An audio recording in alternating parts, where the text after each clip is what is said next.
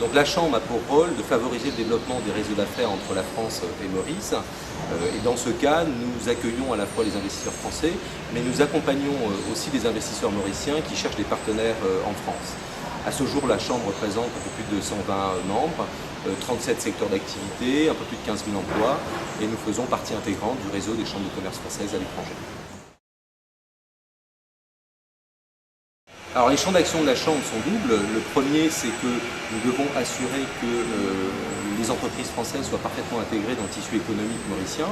Ça, nous le faisons à travers nos commissions qui travaillent sur des sujets économiques majeurs pour Maurice. À titre d'exemple, nous avons lancé il y a 4 ans une étude sur les salaires dans le secteur des TIC, en sachant que le secteur des technologies de l'information et de la communication sont le premier secteur d'investissement français à Maurice. Nous intervenons sur, par exemple, la nomenclature des métiers. Nous intervenons aussi dans le cadre de la coopération régionale en réalisant chaque année les rencontres Réunion Maurice du développement durable en partenariat avec le Club Export et la Chambre de commerce de la Réunion. Et bien évidemment, nous participons aujourd'hui aux négociations prébudgétaires, négociations n'est pas le terme, mais aux consultations prébudgétaires avec les différents ministères et en particulier le ministère des Finances.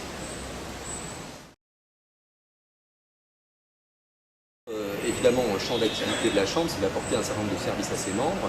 Parmi ces activités courantes que nous avons notamment la formation, qui est un élément majeur, notamment formation au français des affaires. Maurice a la particularité de parler le français mais d'écrire en anglais, donc cette formation est particulièrement suivie. Nous avons aussi un certain nombre de conférences et surtout des ateliers débat qu'on appelle les ateliers boîte à outils de la Chambre, qui sont vraiment des ateliers très pratico-pratiques qui servent aux arrivants et aux petites entreprises de pouvoir avoir une information extrêmement précise et pratique sur notamment la gestion des ressources humaines, sur le financement des entreprises à Maurice, sur l'export, sur l'innovation.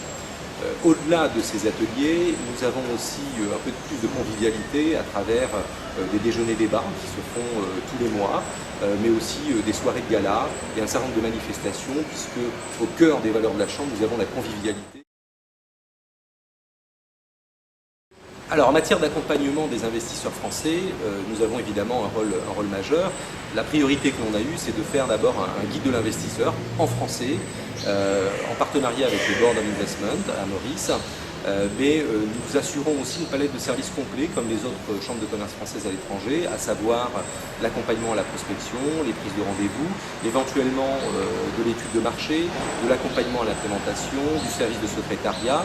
En fait, c'est un service à la carte et pour rendre ces services-là, nous nous appuyons simplement sur les compétences de nos propres membres à des prix négociés et tarifés pour nos entreprises.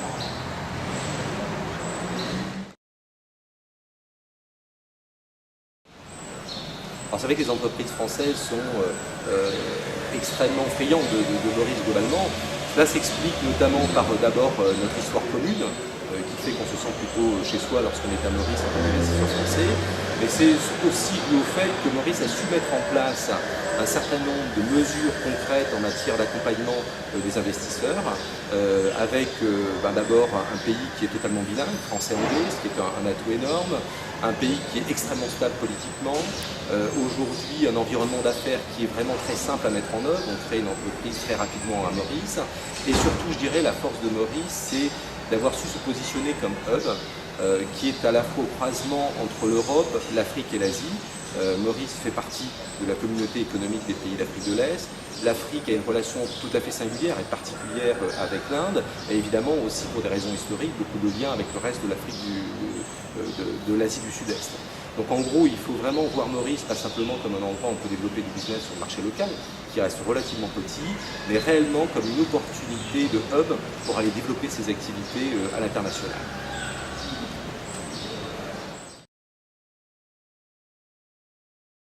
Je suis le fondateur d'une plateforme qui s'appelle Extrablog. Extrablog, c'est un site internet dédié à celles et ceux qui veulent vivre à l'étranger. On fait en quelque sorte le pont entre celles et ceux qui veulent partir et ceux qui sont déjà sur place, partout dans le monde.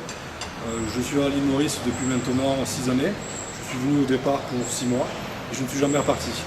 J'ai rapidement réalisé que Maurice était une plateforme intéressante pour démarrer mon activité, de par le coût de la vie et par le coût de l'entreprise. Ça me coûte beaucoup moins cher d'être à Maurice que d'être en Europe. C'est une des raisons principales pour lesquelles je suis ici.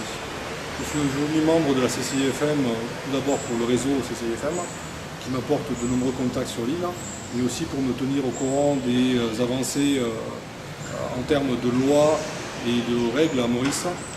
Publicis s'est installé à Maurice il y a 3 ans. Nous cherchions à mettre en place une plateforme de production offshore. Nous avons choisi l'île Maurice pour 3 principales raisons. La proximité en termes d'horaire avec l'Europe, le décalage avec les États-Unis, le bilinguisme français-anglais et la stabilité politique et économique du pays. Nous avons pu nous installer avec l'aide de la Chambre de commerce sur l'île en gagnant beaucoup de temps pour comprendre le pays, mettre en place notre réseau et